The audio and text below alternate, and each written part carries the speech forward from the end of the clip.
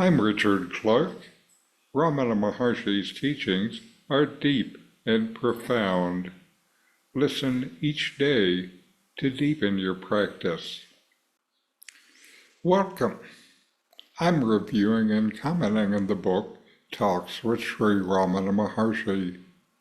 Today is from Talk 502, Part 2. Questioner. A sloka is quoted which means, I do not desire kingdoms, etc. Only let me serve thee forever, and there lies my highest pleasure. Is that right? Maharshi. Yes.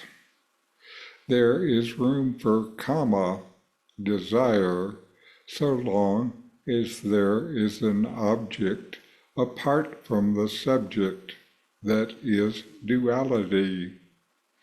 There can be no desire if there is no object. The state of no desire is moksha.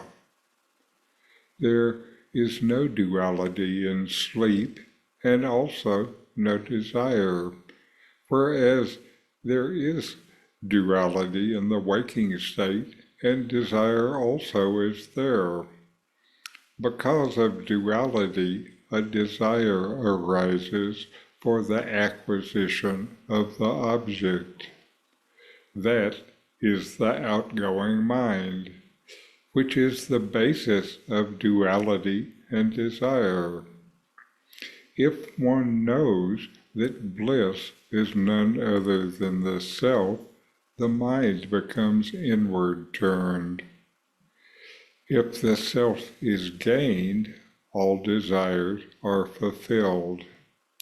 That is the apta kama atmanasha, the fulfillment of desire of the Brihadaranyaka Upanishad. That is moksha. In this dialogue, the questioner presents a verse that expresses a longing to serve a higher power and experience the highest joy in doing so. Sri Ramana Maharshi's response highlights the key idea that desire, or kama, arises only when there is duality. When the subject, you, and the object, something external, are seen as separate.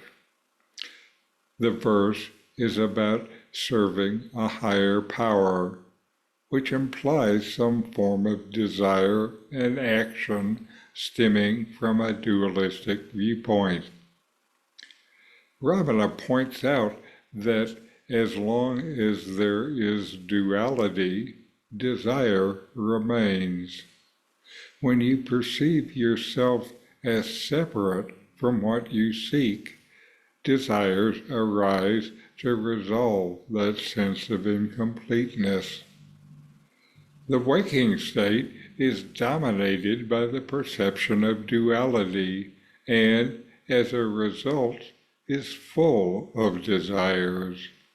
You desire objects, experiences, or even states of being, and this pulls the mind outward, making it focus on external things.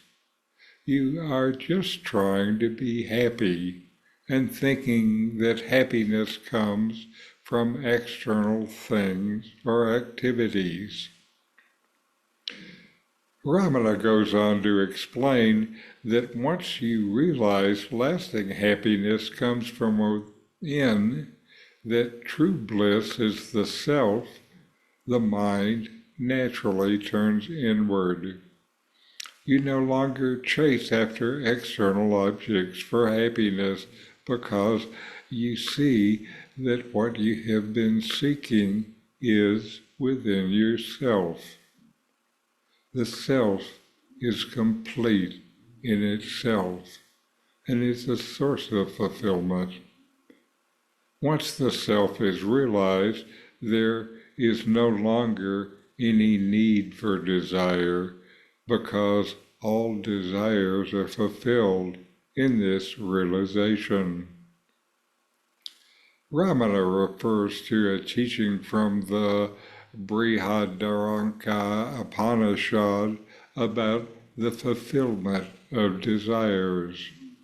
The verse says that when one becomes the self, all desires are naturally fulfilled, not because external desires are granted, but because the very source of happiness, which is the self, is directly experienced and known. This is known as moksha, or liberation. It is the end of duality and the end of desire.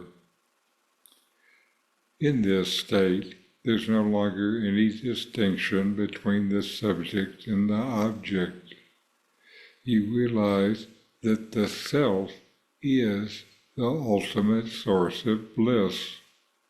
And with that realization, the mind becomes quiet, desireless, and at peace. This is the liberation that Ramana Maharshi often speaks about, a state of complete inner freedom and fulfillment. So know yourself and be always free and at peace. In 40 verses on reality, Ramana Maharshi explains the nature of the self, the ultimate reality, and self-inquiry. My new book, with my comments and inquiry questions, opens these teachings up and brings them into your practice and experience. Available now from Amazon. Link in the video description. These videos bring Ramana's teachings into your direct experience.